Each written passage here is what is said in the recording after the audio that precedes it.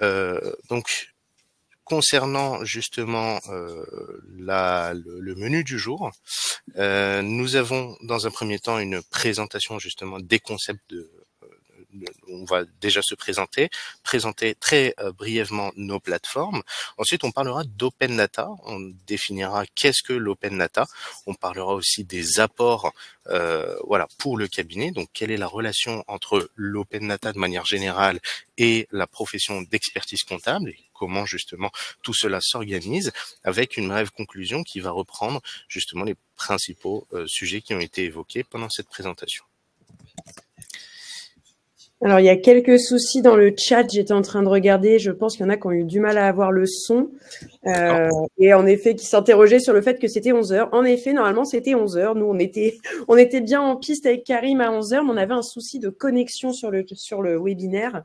Donc, voilà, on s'excuse pour ce souci technique. J'espère que ça ne vous empêchera pas de passer un bon moment avec nous. Et surtout, n'hésitez pas s'il y a des questions.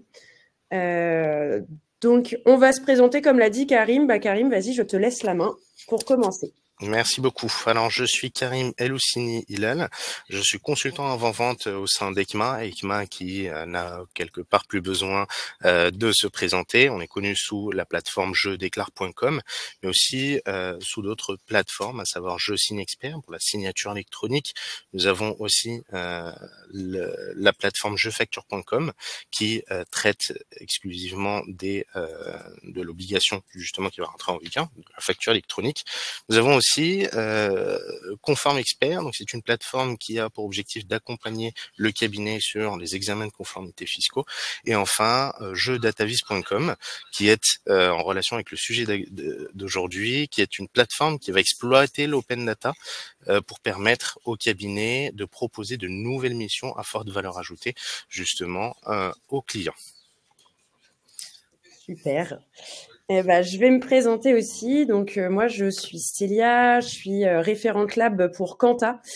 Donc, Quanta, qu'est-ce que c'est? C'est un outil de conformité à destination des experts comptables et des commissaires aux comptes par rapport à la lutte anti-blanchiment. Donc, on sait que c'est un vaste sujet qui est souvent pas trop apprécié dans les cabinets. Alors, promis, on a essayé de vous rendre ça beaucoup moins lourd. Et pareil, pourquoi on intervient aujourd'hui sur l'open data? Parce que Quanta se sert de l'open data pour garantir la conformité lab des cabinets et l'automatisation de tous ces process, que vous puissiez avoir plus de valeur ajoutée pour vos clients, dans le sens où on va vous aider sur vos tâches obligatoires pour que vous puissiez vous dégager du temps pour exercer votre cœur de métier. Donc, Quanta, je vous mettrai un petit lien dans le chat si vous souhaitez en savoir plus. Aujourd'hui, on est là plutôt pour vous parler de l'open data en règle générale. Mais si vous avez des questions à poser à Karim ou à moi sur nos différentes sociétés, on mettra des liens dans le chat si vous avez besoin de revenir dessus avec nous. Voilà pour notre présentation. On va pouvoir passer à la suite. L'open data, c'est quoi? C'est vrai que c'est une question qui est un petit peu, on en entend beaucoup parler, surtout dans les cabinets, ça entraîne beaucoup de changements. Donc aujourd'hui, on vous explique un petit peu ce que c'est facilement. Donc l'open data, donc les données ouvertes, hein, on aime bien toutes mettre des anglicismes partout, mais voilà, ce sont des données ouvertes qui sont en accès libre et gratuit et que tout le monde peut réutiliser. Ces données, le plus souvent, elles vont être produites par l'administration, des ministères, des collectivités locales, ou encore des acteurs privés ou même des citoyens. Et ça peut porter sur des sujets qui sont particulièrement différents. En France, en fait, le fait que les données aient été ouvertes, évidemment, il a fallu trouver comment légiférer là-dessus pour garder un cadre, que ça ne parte pas dans tous les sens. Donc, en 2015, il y a la loi Macron qui est sortie, qui autorise la diffusion et la mise à disposition gratuite au public, par exemple par l'intermédiaire de l'INPI, des informations techniques, commerciales et financières du Registre national des commerces et des sociétés, pour vous aider, vous, à récupérer beaucoup d'informations sur vos clients de manière rapide et efficace. En termes d'avancées technologiques, c'est vrai que ça permet la collecte et le traitement de données de manière massive et d'automatiser tout ça en temps réel. Les outils, en plus, sont de plus en plus accessibles au grand nombre. Pour vous donner un exemple tout bête, ça va être le trafic routier ou la météo qu'on va retrouver sur des applications en temps réel. Ça, c'est une utilisation de l'open data. Alors, tout à fait, pour compléter justement ce que tu disais, Célia, la loi Macron a permis en fait d'organiser les sources de données de manière à ce qu'elles soient facilement accessibles, ce qui a permis in fine justement à une montée technologique, à une avancée technologique qui permet d'aller chercher justement de l'information. Et donc, pour rappel, donc pour compléter aussi ce que tu disais, de quel type de données est-ce qu'on parle? Eh bien, il y a plusieurs types de données, comme vous voyez au niveau justement du petit graphique. Nous avons des données liées à la géolocalisation, ce que vous utilisez de manière générale sur vos smartphones, des données liées au transport, à la culture, à la science, des données financières, statistiques, à la météo, encore à l'environnement. Et donc, quelque part, nous avons plusieurs bases de données à partir desquelles on va exploiter justement cette data-là pour la mettre à disposition au consommateur final. Et donc quelques exemples, on a repris quelques exemples de bases de données publiques qui peuvent très probablement vous parler. La base de données Sirène, par exemple, le BODAC pour tout ce qui est justement valorisation de fonds. Si je prends cet exemple, les comptes annuels publics à travers l'infogreffe, les ventes immobilières ou encore les loyers commerciaux, etc. Et alors, la question se pose, de quelle manière accéder à ces données? Alors, sur la slide suivante, on va voir qu'il y a deux types, justement, de façons d'aller chercher, justement, la donnée. Alors, Célia, si tu peux passer à la slide Oui, suivante. j'arrive. Merci beaucoup. Alors, sur la slide suivante, on explique tout simplement qu'il est possible d'aller chercher la donnée de deux manières différentes. Soit, dans un premier temps, en téléchargeant depuis le site internet où elles sont hébergées, typiquement à travers, par exemple, un export Excel qui va pouvoir reprendre toutes les informations disponibles, comme par exemple au niveau du BODAC, etc., ou tout simplement via API. Alors, pour ceux à qui ça ne parle pas vraiment le terme API ou l'acronyme, c'est tout simplement, pour schématiser un peu la chose, c'est une multiprise, pardon, à travers laquelle en fait on va brancher la base de données mère avec l'outil qu'on va exploiter qui va aller chercher automatiquement l'information. Et donc c'est l'intermédiaire qui permet à deux applications de communiquer tout simplement entre elles. Une fois Est-ce qu'on que, va... Oui, pardon. j'allais te dire, est-ce que tu peux donner un exemple, par exemple, avec ECMA ou pour que ce soit un peu plus concret, comment vous faites fonctionner ça avec l'open data, justement? Très bien. Alors, je peux donner deux exemples. Alors, nous avons par exemple en ce qui concerne la facture électronique. Nous avons des API qui sont connectés avec des logiciels de production comptable, avec des logiciels de production de factures, ce qui permet en fait de brancher tout simplement jefacture.com à voilà ces logiciels-là, de manière à aller récupérer directement l'information pour pouvoir rapatrier l'information sur l'espace du cabinet ou du client en ce qui concerne par exemple les factures. Un autre exemple, à travers jeuxdatavis.com, eh bien, nous avons mis en place des API avec par exemple le BODAC. Et là, nous allons récupérer automatiquement des données, notamment en ce qui concerne les transactions de fonds, qui permet à l'expert comptable ou à l'utilisateur d'effectuer une valorisation de fonds, soit par multiples, soit par méthode décomparable. Tout simplement, en mettant en place cette API, eh bien, on lui met à disposition de manière assez simple, fluide, l'information qui est disponible en open data. Et donc, dans le cadre justement de l'exploitation de la donnée, la question se pose, eh bien, on a plusieurs bases de données, qu'est-ce qu'on peut en faire au sein du cabinet? Alors sur la slide suivante, nous avons un arbre qui va reprendre, on va dire, toutes les différentes missions que le cabinet peut proposer à travers l'exploitation de la data de manière générale. Alors déjà, dans un premier temps, nous avons trois types de missions.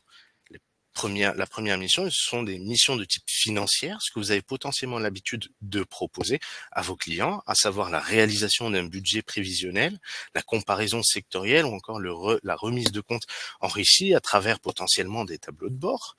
La seconde mission, c'est des missions d'accompagnement ou de conseil.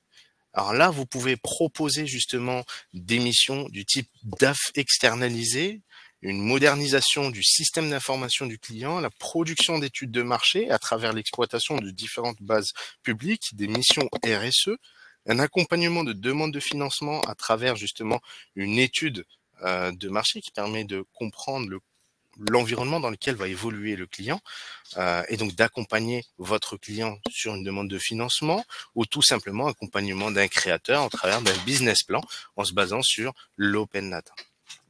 Et enfin, le troisième type de mission, ce sont des missions de valorisation, donc à savoir l'évaluation d'entreprise, la valorisation de titres, de fonds ou encore immobilière.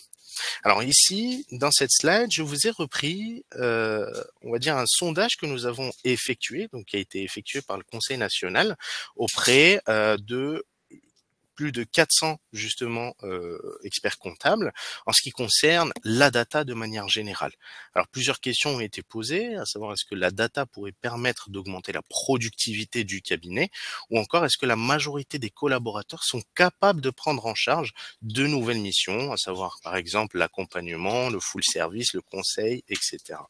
Et donc comme vous pouvez le voir, la plupart ont été favorables à l'exploitation de la data, non seulement en ce qui concerne l'augmentation de la productivité du cabinet, mais aussi le fait d'être rassuré sur le fait que les collaborateurs peuvent se pencher, sont en mesure de se pencher sur ces nouvelles missions. Nous avons aussi posé deux autres questions sur la slide suivante. La data, est-ce qu'elle peut aider le cabinet à aller plus loin dans la réalisation de leur mission traditionnelle? Ou encore, est-ce que la data peut permettre au cabinet de développer de nouvelles missions à forte valeur ajoutée? Et donc, encore une fois, comme vous pouvez le voir, la plupart sont plutôt d'accord ou tout à fait d'accord sur le fait que la data, quelque part, est une ressource qui permet au cabinet de se démarquer justement de différents acteurs sur le marché pour mieux accompagner leurs clients. Hop. Alors, la mise à jour des données clients, justement. On a pu voir que souvent, c'était un point de douleur dans les cabinets pour plusieurs raisons. Maintenir ces bases de données à jour, c'est compliqué parce qu'il y a des gens qui vont changer d'adresse sans forcément vous alerter. Quand on gère un portefeuille de 200, 300 clients, vérifier toujours ce qui se passe sur ces clients, c'est un petit peu compliqué. Les changements de bénéficiaires effectifs, les nouvelles activités. Donc, nous, c'est pareil, l'open data, par exemple, avec Quanta, c'est là-dessus qu'on va l'utiliser. Mettre à jour les données des entreprises, c'est quelque chose qu'on fait, ce qu'on appelle la surveillance automatique des entreprises, pour vous accompagner là-dessus. Donc, on sait que c'est difficile de tenir ces bases à jour, parce que souvent, c'est des choses que vous faites sur Excel, c'est du manuel, faut aller avoir de l'action humaine pour mettre ça à jour. Le but avec l'open data, c'est justement de pallier à ce problème. Qu'est-ce que ça va faire, le fait de ne pas tenir ces ces informations à jour? Le nombre de clients, c'est ce que je vous disais, hein, plus on a de clients, plus c'est compliqué d'aller vérifier tous les jours ce qui a changé dessus. Le fait que ce soit en manuel. Et dans ces cas-là, des fois, vous n'êtes pas forcément l'interlocuteur privilégié de vos clients. Des fois, il va y avoir ils vont transmettre leurs informations à d'autres, mais pas à vous. Donc, les conséquences de tout ça, c'est forcément un impact négatif sur votre relation commerciale parce que comment proposer de nouvelles choses à des clients si on n'est pas au courant des changements qu'il y a dans leur vie? Des problèmes de facturation, donc évidemment, ça peut être un potentiel de chiffre d'affaires gâché. Une base à jour, ça permet vraiment d'être réactif sur son marché pour ses clients et savoir quoi leur proposer au bon moment. Donc, voilà en quoi l'open data va aider les cabinets dans ce sens-là. Ensuite, quelles vont être les solutions justement pour parer à ça? Et tout simplement, Karim parlait tout à l'heure des connecteurs API, de l'API, de ce que ça nous amène. Donc, évidemment, une API, ça va solutionner votre problème dans le sens où c'est elle qui va aller chercher l'information et vous la mettre à jour. Là, on n'aura plus de soucis pour être sûr qu'on est vraiment à jour sur ses clients. Donc, comment on fait pour créer des API? Alors, soit vous faites appel à un développeur ou un prestataire externe qui va pouvoir vous créer des connexions avec d'autres logiciels, ou alors on peut utiliser soi-même des outils, ce qu'on appelle no-code, donc où on peut se débrouiller en fait pour apprendre à le faire. Alors, c'est marqué développer sans compétences.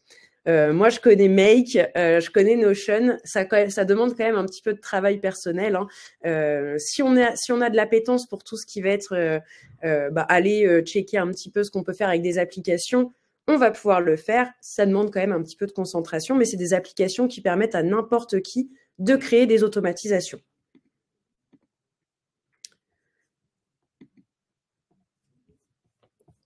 Donc, je suis perdue dans les trames des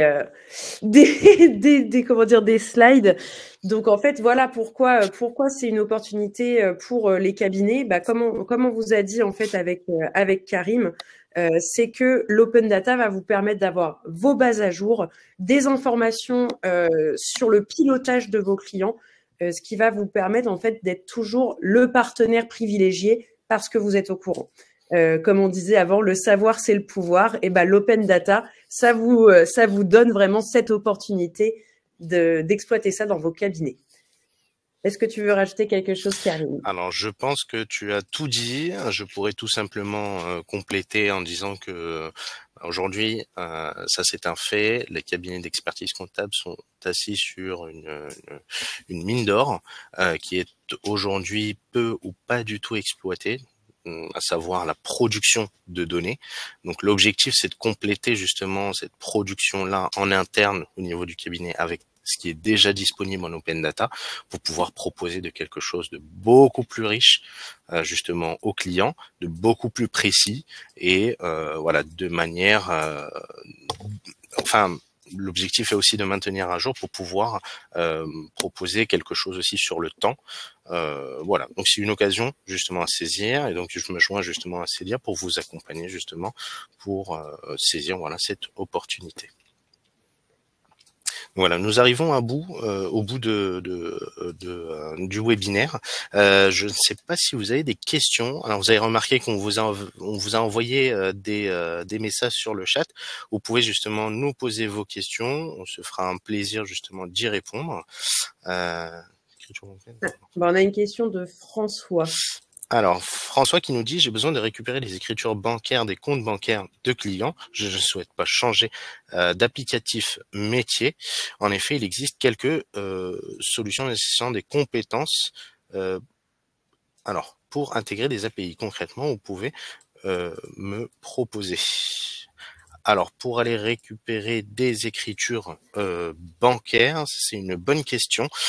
François, je pourrais revenir vers vous pour pouvoir échanger sur le sujet de manière un peu plus précise et plus détaillée. Je veux récupérer les opérations bancaires, les soldes bancaires. Ok. Ouais, donc pour ces choses particulières par rapport aux banques, en effet, il faudrait qu'on puisse être sûr de vous apporter la bonne réponse. Voilà. Si vous êtes intéressé, François, n'hésitez pas à nous laisser vos coordonnées, qu'on puisse vous recontacter par la suite pour vous expliquer tout ça. Est-ce qu'il y a d'autres questions? Je vois qu'il y a des gens qui sont en train d'écrire. J'attends que je laisse 2 minutes à tout le monde pour poser vos questions.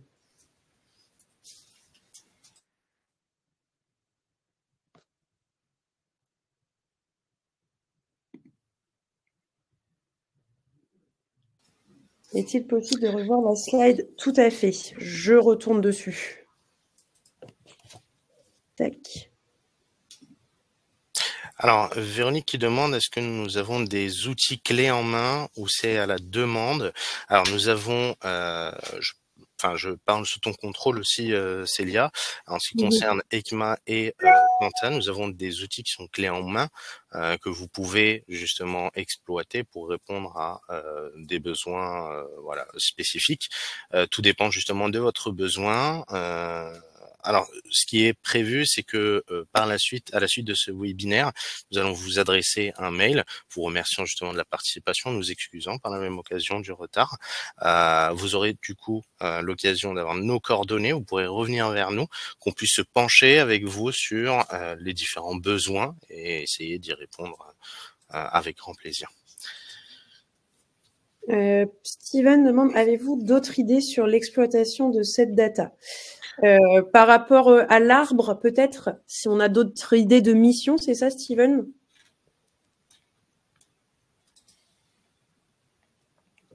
Alors, il y a énormément de missions à proposer à vos clients. Tout dépend bien sûr des outils que vous voulez exploiter. Tout dépend de l'open data.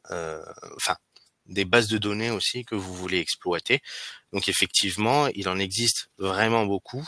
Alors, pour ma part, je vous fais part un peu de mon expérience personnelle. Avant d'intégrer ECMA, j'étais en cabinet de conseil. Donc on utilisait justement de l'open data, mais aussi des bases de données en interne dans les cabinets dans lesquels j'ai travaillé, pour pouvoir répondre à des problématiques bien spécifiques. Et donc les missions en fait étaient riches et variées quelque part. Tout dépend bien sûr de la problématique du client et donc des ressources pour pouvoir l'accompagner. Ça dépend de ce que vous voulez proposer dans votre cabinet, Steven, en fonction des missions où vous êtes spécialisé. Il faut réfléchir à quel type de data pourrait vous être le plus utile pour automatiser votre travail et ajouter une plus-value. Ça pourrait être l'occasion d'en discuter. Si c'est quelque chose qui vous intéresse, de nous expliquer quelle mission vous voulez développer, et on pourrait vous aider à vous trouver des applications dans la vie de tous les jours, de là où vous pouvez vous renseigner pour faciliter votre travail.